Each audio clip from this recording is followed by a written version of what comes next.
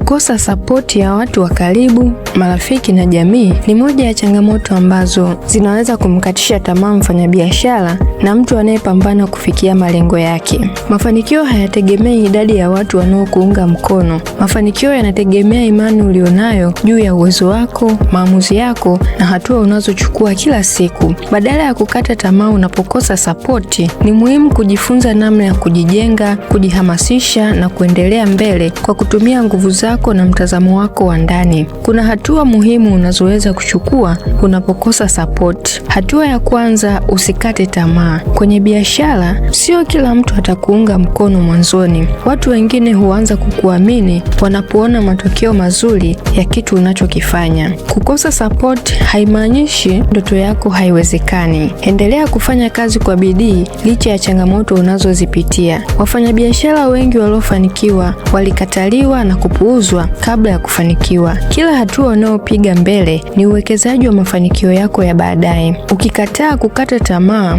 unaongeza nafasi ya kufikia malengo yako hata kama hakuna anayekuunga mkono kwa sasa. Hatua ya pili, jenga hamasa binafsi. Hamasa ya kweli inapaswa kutoka ndani yako na sio kutegemea pongezi na motisha kutoka kwa watu wengine. Jiwekee malengo yanayokuhamasisha kila siku. Soma vitabu, sikiliza podcast na mafunzo mbalimbali, lakini pia jikumbushe mara kwa mara sababu iliyokufanya uanze kufanya biashara. Hamasa binafsi itakusaidia kuendelea kupambana hata kama hakuna mtu anayekutia moyo. Unapojifunza kujihamasisha mwenyewe, unakuwa na nguvu ya kuendelea mbele bila kutegemea watu wengine. Hatua ya tatu, ongeza nguvu yako ya ndani. Nguvu ya ndani ni uwezo ambao unakufanya usimame imara pale ambapo unakataliwa, unapokosa sapoti na unapokutana na vikwazo na changamoto mbalimbali. Jenga nidhamu, uvumilivu na imani kwenye uwezo wako. Kadri unavyokabiliana na changamoto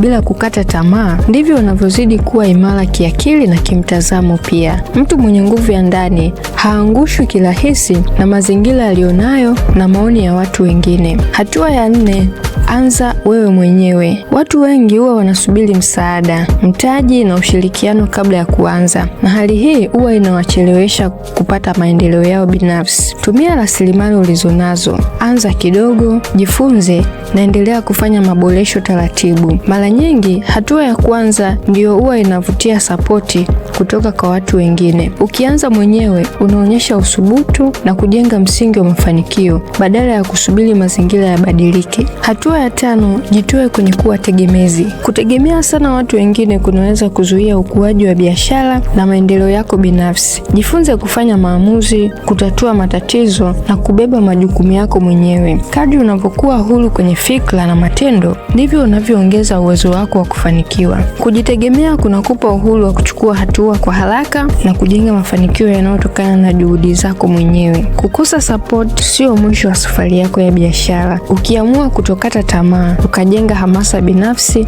ukaongeza nguvu yako ya ndani, ukaanza mwenyewe na kujiondoa kwenye utegemezi, utaweza kusonga mbele na kufikia malengo yako hata kama upo kwenye mazingira magumu. Wakati mwingine, mafanikio yako ndiyo mwanzo wa kupata sapoti kubwa inayowafanya wengine waanze kukuamini.